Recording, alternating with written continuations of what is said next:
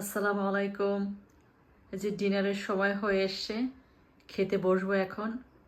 কাজ থেকে ফেরার পরে বিকেলে এই সব ডিশগুলি রান্না করলাম একটা একটা করে। আসলে আমাদের আমেরিকান লাইফ অতটা ইজি না।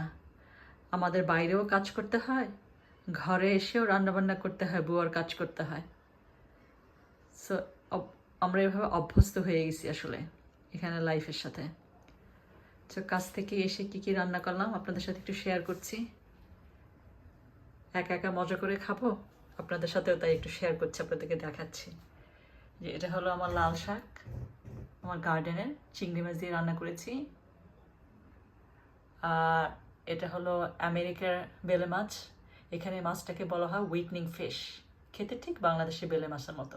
আমি খুব এনজয় করি এটা, একদম ফ্রেশ আনা হয়েছে মার্কেট থেকে। আর এটা ঢ্যাঁড়স ভাজা, আমার পছন্দের একটা সবজি, সবসময়ই থাকে এটা আমার মেনুতে। আর এটা হলো করলা ভাজা।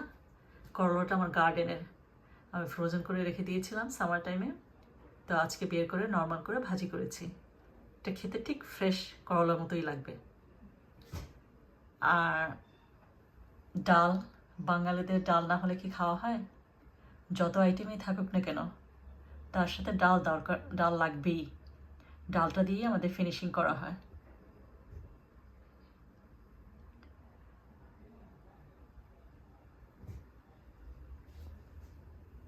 যে ভাত নিলাম, এখন একটু একটু করে আমি সব কিছু নিব।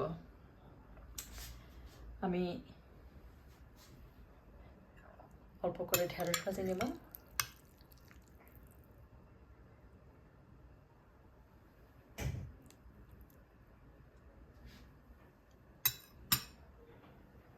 একটু করে করলা ভাজি নেব,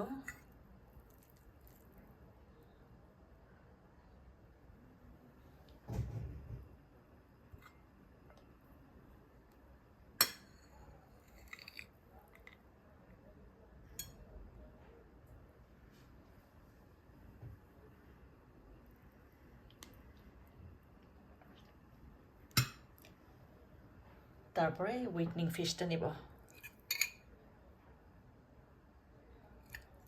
দেখুন, দেখতে একদম বেলে মাছের মতো।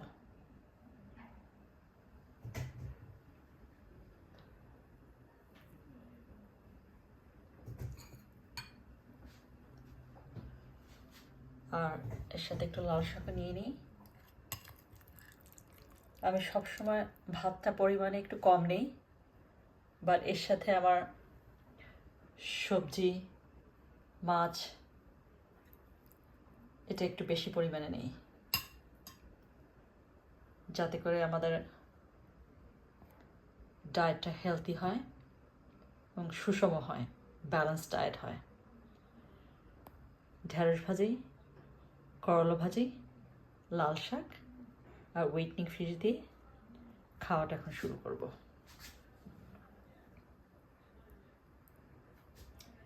প্রথমে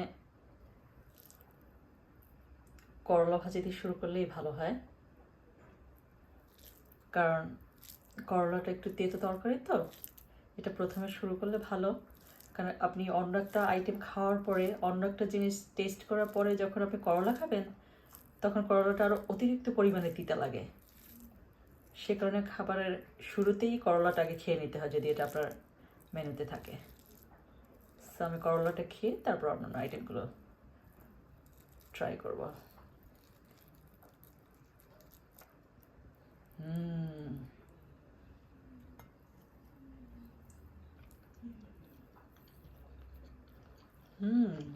খুবই ইয়ামি হয়েছে। ফ্রেশ করলাটিতে কোনো অংশে কম নয়।